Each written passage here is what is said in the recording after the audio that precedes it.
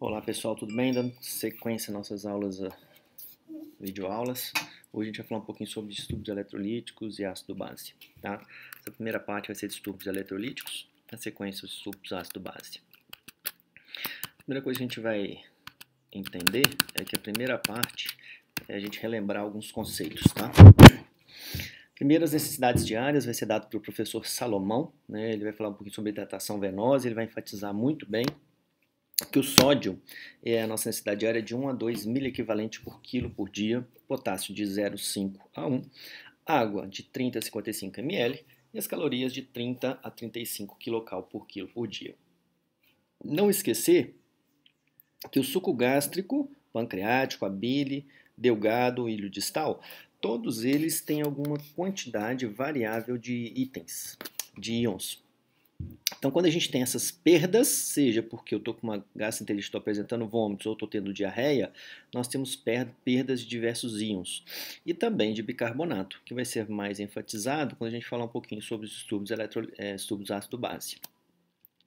Importante a gente lembrar também que 1 ml de NaCl tem a 20% 3,4 mEq por litro, soro fisiológico 154, né, 0,754, KCl 10%, 1,3. E que os diferentes líquidos para a gente poder fazer reposição, seja o soro fisiológico, ele contém apenas sódio e cloreto, 150 mEq. Quando eu pego o ringue lactato, a gente tem sódio, cloretos, mas nós temos também potássio, cálcio e o próprio lactato. Então, os líquidos, eles diferem, os líquidos de hidratação venosa, eles diferem dependendo do que eu tenho interesse de repor para esse paciente. Quando a gente vai falar sobre os distúrbios hidroeletrolíticos, a parte mais importante de a gente entender é esse sistema, que é o sistema do ADH e o sistema renina-angiotensina-aldosterona. Então, o que a gente vai tentar guardar é o quê? Que o ADH, a gente vai ver onde ele é produzido, ele tem um efeito quando atua no rim, principalmente associado à diminuição de excreção de água. Ou seja, quando a gente produz ADH, eu retenho água livre, ou seja, o hormônio antidiurético. Então, o próprio nome diz, eu vou reter água e vou diminuir a excreção renal de água.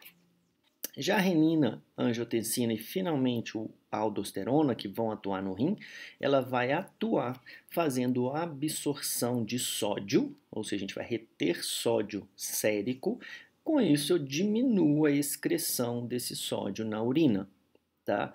Então, isso é extremamente importante a gente guardar estes conceitos.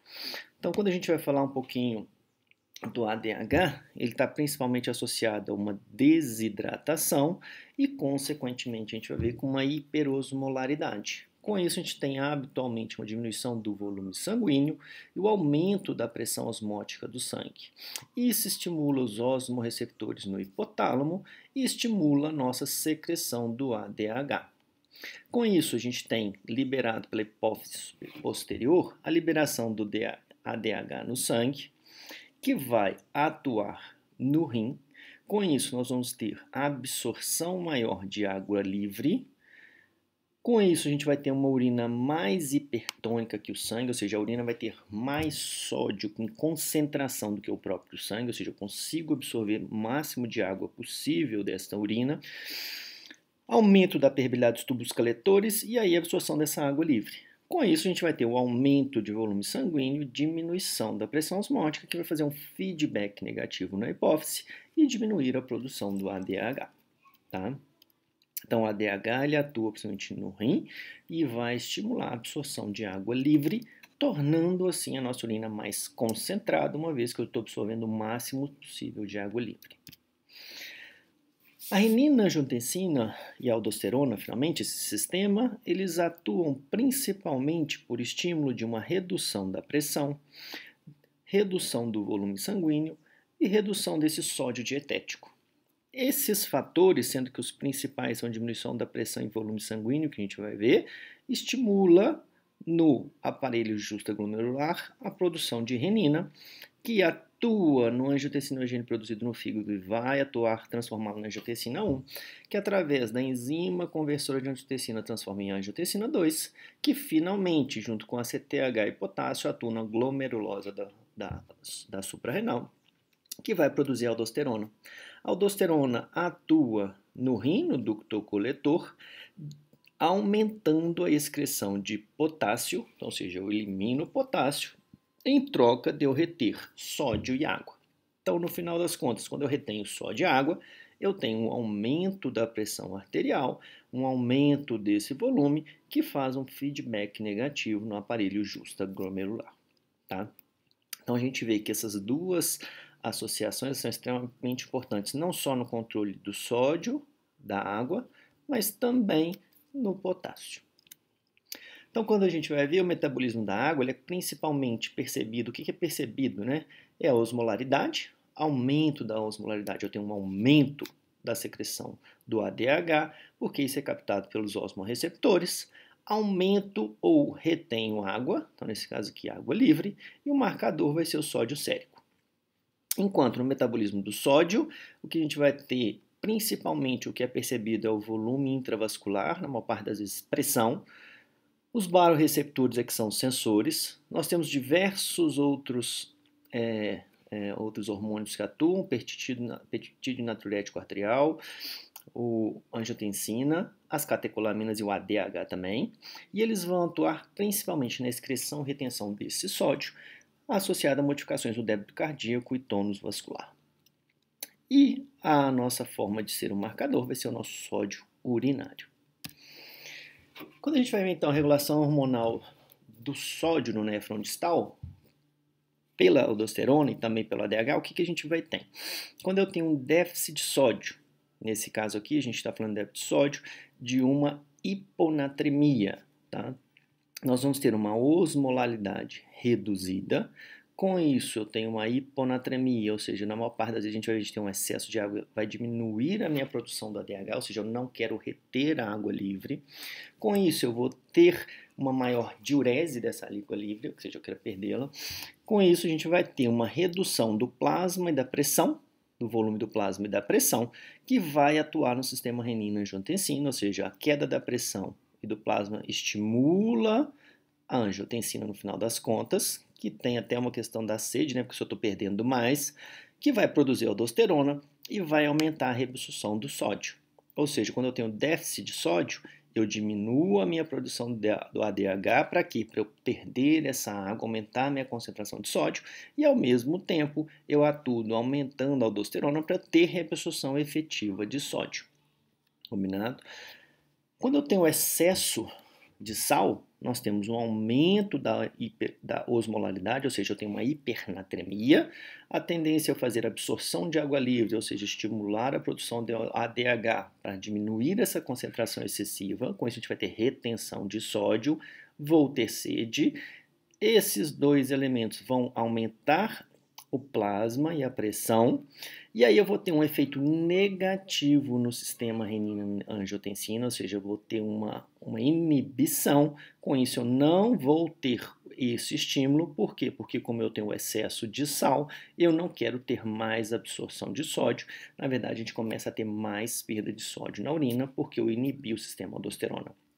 Além disso, esse aumento da pressão arterial aumenta a pressão atrial, então eu aumento a secreção do peptídeo natriurético atrial, que por si só é um bloqueador direto da reabsorção de sódio pelo bloqueio da aldosterona, e ele sozinho também faz esse bloqueio dentro do rim. Tá? Então, pessoal, essa é a parte mais importante, a gente entender essa parte de como esses hormônios atuam. A água total do organismo ela é de aproximadamente 60% do nosso peso, sendo que 40% desse peso está no líquido intracelular, enquanto que 20% está no líquido extracelular. 4%, 5% a gente sabe está dentro do plasma, ou seja, intravascular, e os outros 14%, 15%, eles estão aproximadamente no líquido intersticial. Extremamente importante entender que a gente tem diferenças dos íons no líquido intracelular e no líquido extracelular. Então, quando a gente vai ver no capilar, no líquido extracelular, o principal íon é o sódio, 142, enquanto que no meio intracelular, o principal íon é o potássio. Então, para a gente poder guardar especificamente, o principal íon intracelular é o potássio, o principal íon extracelular ou do plasma é o sódio. Osmolaridade, então, é a concentração de solutos osmoticamente ativos em uma solução. A osmolaridade do nosso plasma está entre 285 a 300. E a gente vê pela nossa fórmula aqui de cálculo que o sódio é o principal determinante dessa osmolaridade plasmática. Porque a osmolaridade ela é 2 vezes o sódio, e como a gente viu, o sódio é o principal íon no intravascular, mais a glicose dividido por 18 e a ureia dividido por 6. Né? Então a gente vê que o sódio é quem realmente vai ter o maior peso nesse cálculo. Então, os distúrbios do sódio, a gente vai ver que na maior parte das vezes é uma variação da concentração do sódio, é uma variação da água corporal, por isso que nós temos que entender o metabolismo da água, e como a gente já falou anteriormente, a gente tem o centro da sede, o hormônio antidiurético, o sistema renina, angiotensina, aldosterona e alguns mecanismos renais. Esse quadro a gente já discutiu, mas eu acho que vale a pena a gente depois revê-lo com calma. Hipernatremia. Hipernatremia é a gente tendo um sódio acima de 145 e a gente vai ver que na maior parte das vezes a gente tem um déficit de água. Em poucos casos, na verdade, a gente vai ter uma perda excessiva de sódio. Na verdade, que a gente vai é uma retenção excessiva de sódio, desculpa. Na maior parte das vezes a gente tem perda de água. É mais grave acima de 150 a 175 e ele pode ocorrer, como eu disse, por perda de água livre, sem adequada reposição ou pelo ganho excessivo de sódio, que não é o mais comum. As principais causas são perdas de água, então a gente não vai esquecer das nossas perdas insensíveis, que é a respiração sudorese. Então, nossos pacientes com taquipneia, nossos pacientes com febre, os pacientes que por algum motivo têm dificuldade de digestão de água, paciente com AVC, paciente com Alzheimer. Distúrbios, principalmente com diabetes insípidos, de diabetes tanto central quanto nefrogênico. Perda de fluidos hipotônicos, seja diurética osmótica ou diuréticos de alça. Extremamente importante na parte da cirurgia as perdas gastrointestinais, principalmente por sondas nasogástricas, diarreia, vômitos. E não podemos esquecer, quando que a gente vai falar de sobrecarga de sódio, é principalmente uma iatrogenia, que é quando a gente faz o nosso soro esquema e põe soro fisiológico para todo mundo, 0,9%, ainda acrescenta NaCl 10%, ou seja, uma sobrecarga principalmente iatrogênica na reposição da hidratação venosa, tá? Então, a diminuição das soluções hipertônicas. E o hiperaldosteronismo primário. Diabetes insípido, nesse caso, a maior parte das vezes a gente tem um conteúdo total de sódio normal. É uma síndrome clínica caracterizada pela poliúria e polidipsia, e ela está associada à deficiência do hormônio, ou seja, eu tenho uma dificuldade de produção do hormônio central, ou uma insensibilidade do rim. Incapacidade, então, que a gente vai ter de concentrar a urina. Então, a gente vai ter um aumento da sede e da ingestão hídrica, a fim de suprir o grande volume de urina perdida. Ou seja, o que a gente vai ter? Ou eu não tenho ADH, ou seja, eu estou perdendo o tempo todo água livre, ou eu produzo, mas eu tenho uma insensibilidade do rim. Então, o que isso aqui nada mais é como se tivesse um ADH que não funciona ou que ele não é produzido. Com isso, a gente vai perder água livre, a osmolaridade sérica vai subir, eu vou ter uma hipernatremia, mas a quantidade de sódio é normal, porque na verdade eu estou perdendo água livre, e a osmolaridade urinária é inferior a 300, por quê? Porque eu estou perdendo água livre, eu vou diluir muito a minha urina. Então, ele pode ser o central, a gente vai guardar principalmente os traumas e as cirurgias de hipófise e hipotálamo, e o nefrogênico a gente não pode esquecer, principalmente associados às drogas. Diurético de alça é uma outra forma da gente ter hipernatremia, só que nesse caso a gente vai ter um conteúdo total de sódio diminuído, porque a furosemida ela inibe esse transportador sódio-potássio-cloreto, então ele vai aumentar a oferta de sódio no néfron distal, então eu vou ter uma excreção urinária aumentada, tanto do sódio, só que eu também tenho perda de água, e a minha perda de água é muito superior à perda de sódio. Então eu tenho uma hipernatremia, mas na verdade eu estou perdendo muito mais água do que sódio. E por último, hiperaldosteronismo primário, que a gente vai ter o quê? Um aumento da produção da aldosterona. Então, nesse caso, a gente está tendo uma retenção excessiva do sódio, porque a gente já viu lá atrás que a aldosterona atua no rim, estimulando a absorção de sódio, e com isso água também, mas muito mais sódio do que água, e aumentando a minha excreção de potássio. Então, na verdade, a gente vai ter, na maior parte das vezes, uma hipernatremia pelo excesso de sódio. E como eu não tenho o aumento do ADH, eu tenho um conteúdo de sódio aumentado. E esse aqui é o único caso que a gente vai ter uma hipernatremia por sódio realmente aumentado. O quadro, ele se deve a essa hiperosmolaridade hipertônica, né, provocada por essa desidratação celular. O paciente ele sente uma parte das vezes febre, irritabilidade, boca seca, tremores, fraqueza, letargia, hiperreflexia, convulsões, como e pode evoluir para a morte. A gente vai ver que esses sintomas eles vão ser mais frequentes quanto mais rápida essa instalação. Então, quando você tem uma instalação rápida menor do que 48 horas, esses quadros eles são mais graves, porque naquele paciente com hipernatremia crônica, às vezes ele pode ser assintomático, porque o cérebro, a fim de se proteger, ele aumenta a sua osmolaridade intracelular às custas do inositol e de aminoácidos. Ou seja, eu tento evitar essa desidratação celular, produzindo esses aminoácidos inositol, então eu consigo não ter essa desidratação importante. Por isso que nesses pacientes crônicos, a gente pode ter um paciente, às vezes, assintomático. As convulsões são raras e mais frequentes naqueles pacientes com instalação muito rápida. Tratamento. Se eu tenho uma hipernatremia, na maior parte das vezes ela está associada a um déficit de água, eu tenho que repor água livre, enteral ou parental. A velocidade de queda deve ser de 0,5 a 1 miliequivalente por litro por hora, podendo chegar até 10, 12 mEq em 24 horas. A gente não vai esquecer que a gente não pode ter essa queda abrupta acima de 10 a 12 mEq em 24 horas, tanto na hipernatremia quanto na hiponatremia. Na maior parte das vezes a gente vai usar soluções hipotônicas, soro glicosado isotônico, NaCl 0,45, NaCl 0,2%.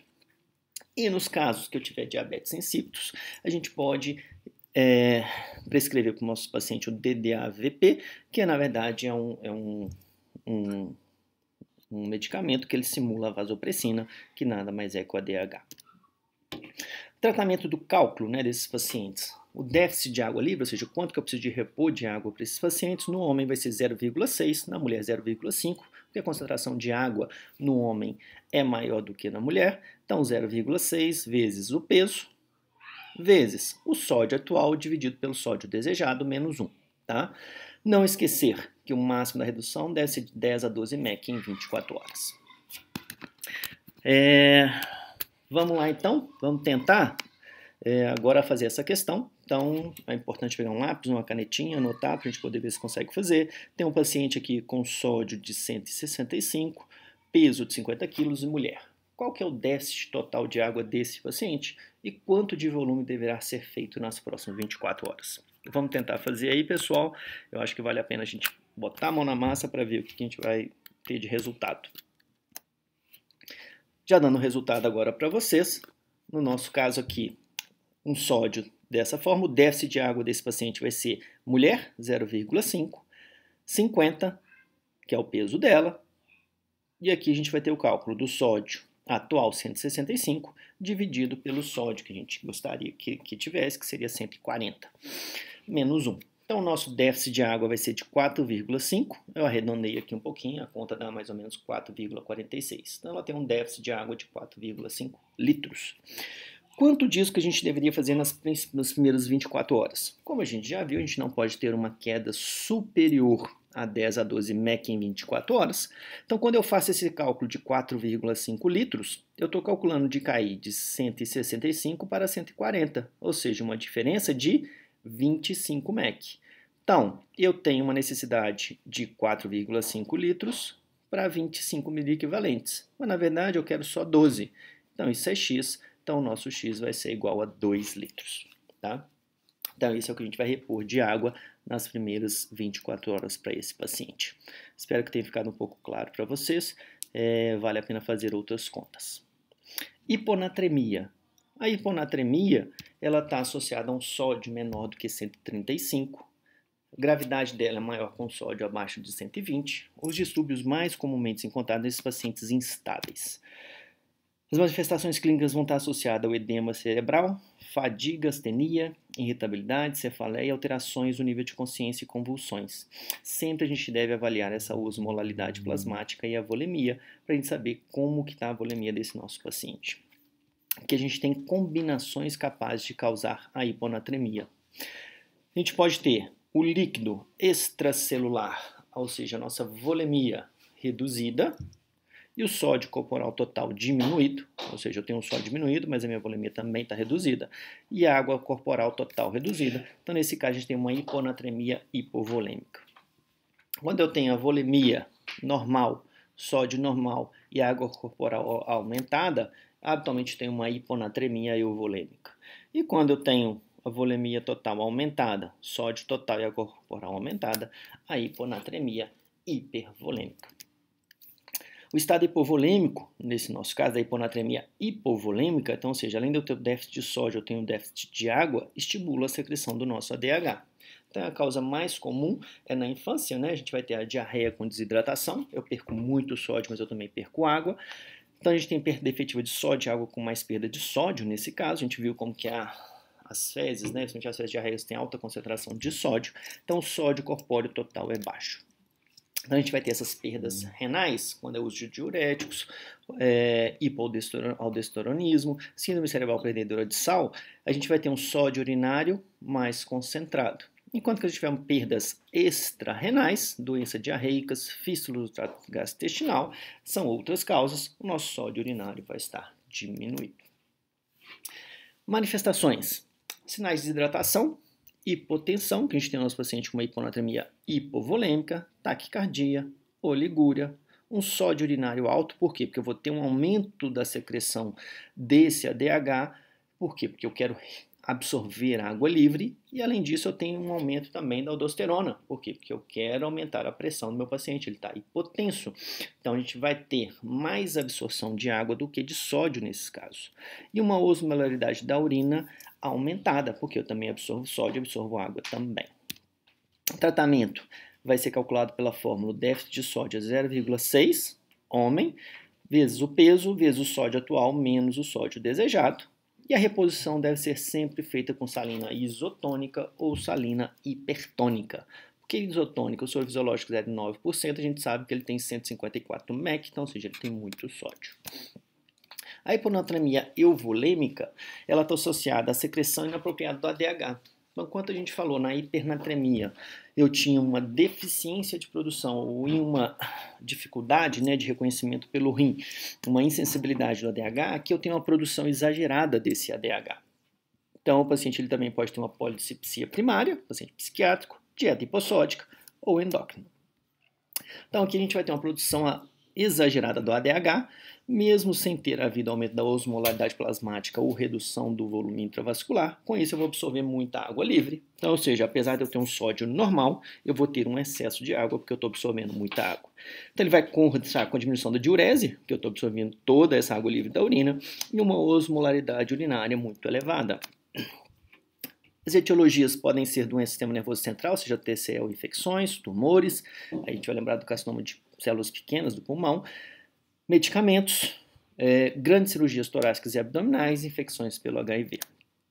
O tratamento desses pacientes é restrição hídrica na maior parte das vezes e a demeclociclina, que é um inibidor, né, um concorrente ali do ADH, para a gente tentar diminuir essa produção excessiva de ADH. Hiponatremia hipervolêmica. Então, nesse caso, eu tenho sódio corporal total aumentado e, apesar do sódio estar aumentado, eu também tenho absorção de muita água, por isso que eu tenho hiponatremia. Então, a gente tem reabsorção de mais água do que sódio. Então, é muito comum nos pacientes com insuficiência cardíaca, principalmente aqueles pacientes com pior prognóstico. Esse paciente ele vai ter o quê? Edema e ganho de peso. Então, a gente vai guardar que são essas doenças crônicas, principalmente, CC, doença hepática, são esses pacientes que têm hiponatremia, mas um sódio aumentado, mas absorção de muita água, uma dificuldade muito grande de secretar essa água. Tratamento é restrição hídrica e diuréticos, furosemida, que é como a gente viu lá na hipernatremia, o diurético, ele facilita essa perda de sódio e de água, então para a gente poder tratar esses nossos pacientes e tirar esse excesso de água e de sódio também, porque eu tenho muita presença de sódio nesses pacientes. O tratamento da hiponatremia hipovolêmica e sintomáticos, ou seja, eu só vou tratar os pacientes com hiponatremia hipovolêmica, porque esse paciente está com choque, e nos pacientes, nos outros dois casos, na euvolêmica ou na hipervolêmica, só do paciente sintomático. Então, nosso tratamento vai ser reposição desse sódio, seja com salina 3% ou NaCl a 20%. A gente deve corrigir até desaparecerem esses sintomas A gente vai corrigir 3 a 6 mEq nas primeiras 3 horas iniciais, que é habitualmente o quanto que a gente já faz, já começa a ter uma melhora dos sintomas do paciente. Velocidade de correção vai ser 1 a 2 ml por quilo por hora, em 3 a 4 horas. Monitorizar esse sódio sérico a cada 2 horas e não elevar, como a gente já falou, mesma coisa para hipernatremia, mais do que 10 a 12 mEq nas primeiras 24 horas. Mais uma vez, mais uma questãozinha para a gente poder discutir. Vamos tentar olhar aí um pouquinho. Paciente agora, homem, 60 quilos, sódio de 110. E qual que é o déficit, né, que a gente tem de sódio nesse paciente e qual o volume de NaCl a 20% a sendo infundido nas primeiras 24 horas. Vamos tentar fazer e vamos ver qual vai ser o nosso resultado. Então vamos para essas contas. Déficit total de sódio. Então déficit de Na, sódio vai ser 0,6 vezes 60. 135, que é o ideal, menos 110, que é o atual. Então a gente vai ter um déficit total de sódio de 900 ml equivalente. Qual o volume de NaCl a ser a 20% a ser infundido nas primeiras 3 horas? Então déficit, nas primeiras 3 horas a gente tem que repor de 3 a 6, combinado? Isso a gente já disse lá atrás, até que é quando a gente consegue já reverter os sintomas desses pacientes. Então vai ser 0,6 vezes 60. Aqui eu botei 5 mEq, alguém pode ter colocado 3, 4, 5 ou 6. Tanto faz, a conta vai ser mais ou menos da mesma forma. Eu quis colocar 5. Então, o déficit para esse meu paciente vai ser 180 ml equivalente.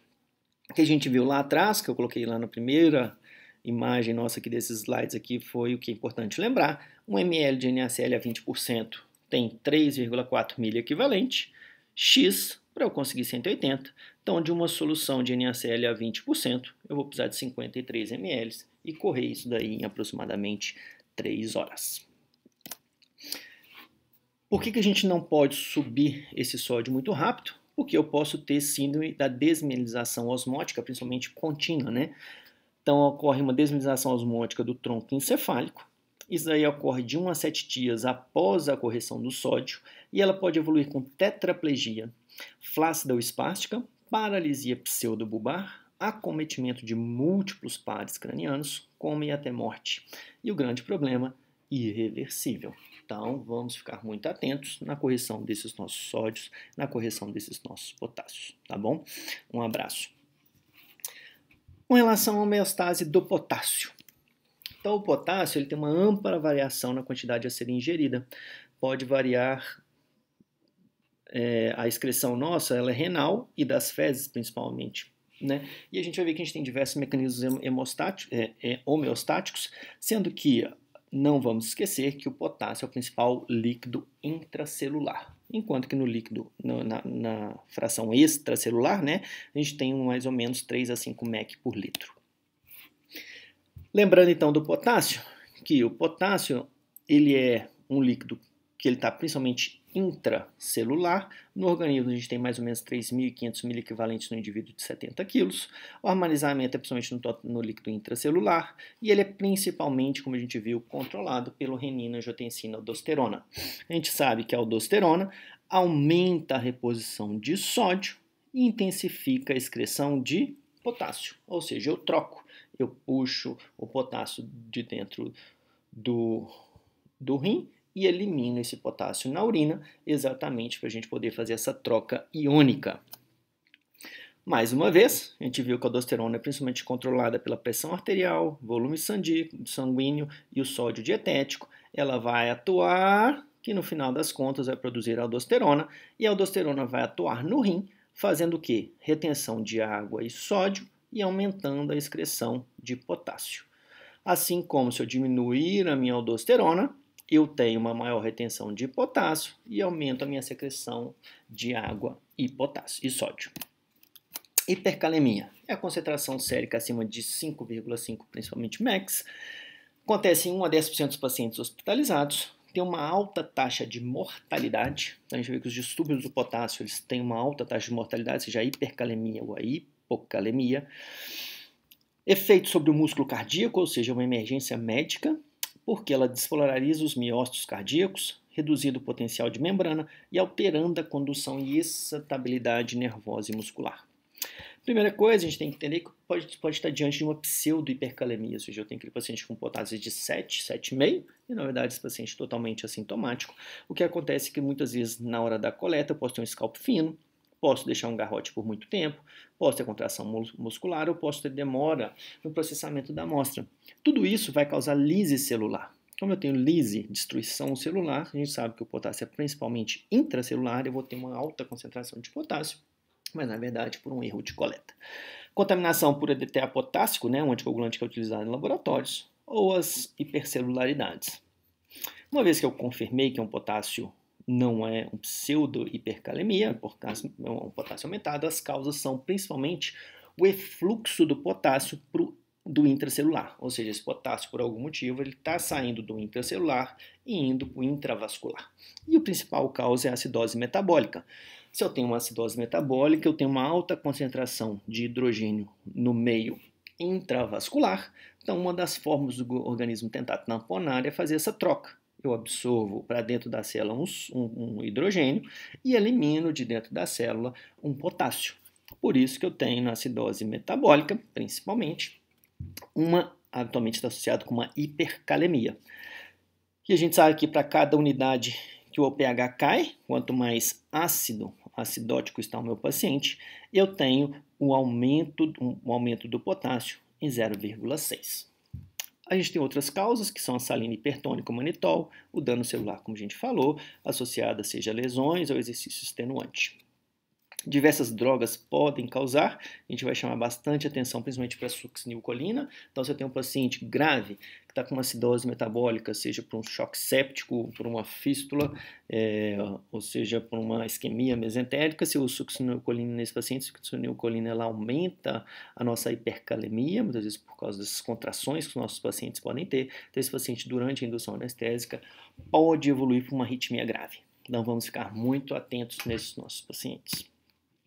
Redução da excreção renal está associada à insuficiência renal e o hipoaldosteronismo, como a gente viu, eu tenho uma dificuldade de produção de aldosterona por qualquer uma dessas doenças, e a gente sabe que como eu tenho uma diminuição da aldosterona, a gente, com o aumento da aldosterona, absorve mais sódio e excreta mais potássio. Se eu não tenho isso funcionando, eu não consigo reabsorver esse sódio e eu tenho um acúmulo maior de potássio.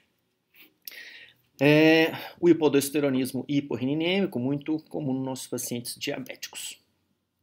Manifestação clínica, principalmente neuromusculares, parestesias, pode ser manifestações mais precoces, paciente com fraqueza, arreflexia, paralisia muscular ou respiratória, e aqueles mais graves, que são as manifestações cardiovasculares, com potássio principalmente acima de 8. O mais comum são bradicardia, hipotensão, fibrilação ventricular e parada cardíaca. O que a gente vê que a nossa onda T, habitualmente, ela é a quantidade de potássio que eu tenho no organismo. Então, ou seja, quando eu tenho uma hipercalemia, eu começo a ter uma elevação. É como se eu tivesse um montinho de potássio. À medida que eu aumento, a hipercalemia vai aumentando, aqui a gente vê a concentração, essa onda vai ficando mais apiculada, depois a gente começa já a ter um alargamento desse QRST, depois uma depressão do segmento ST, aumenta o alargamento desse QRST que estava agora com uma depressão, e aí curva bifásica, fibrilação ventricular. Então, primeira parte do tratamento da hipercalemia, confirmar se a dosagem está correta. Se ela estiver correta, suspender medicações que forneçam ou retêm potássio. Então, nós vamos lembrar aí dos nossos diuréticos. E, por último, realizar um ECG do nosso paciente para ver como que está, se o paciente já tem alguma alteração eletrocardiográfica ou não.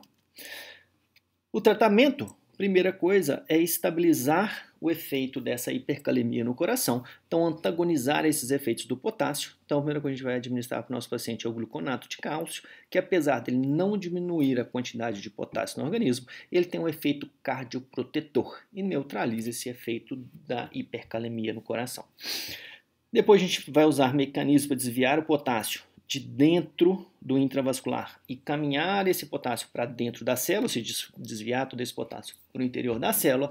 Então nós temos os beta-agonistas, as soluções polarizantes que é a glicoinsulina e o próprio bicarbonato de sódio.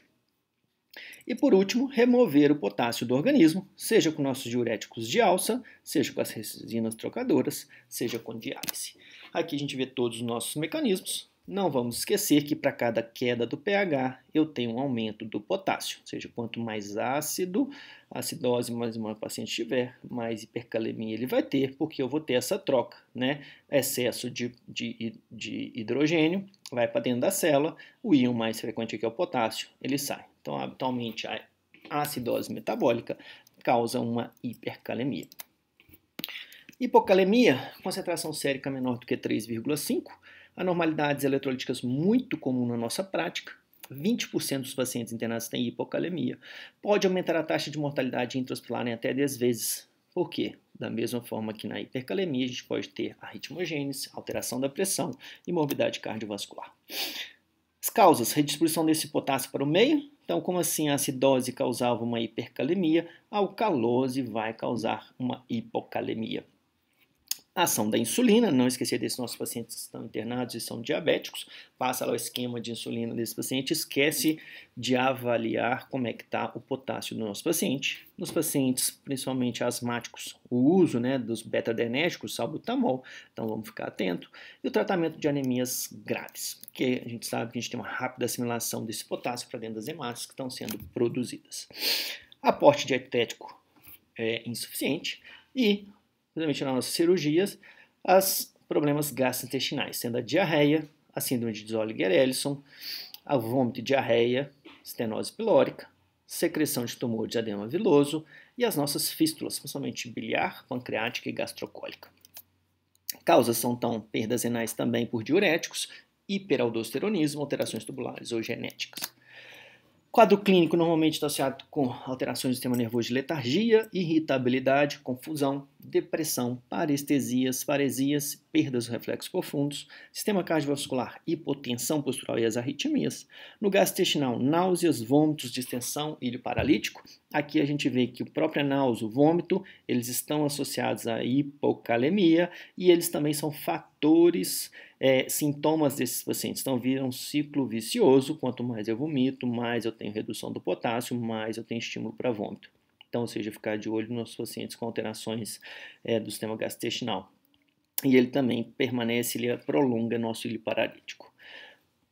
No sistema urinário, poliúria e polidipsia, a gente tem aqueles pacientes diabetes insípidos, que a gente já viu, incapacidade de concentrar a urina, e alcalose metabólica.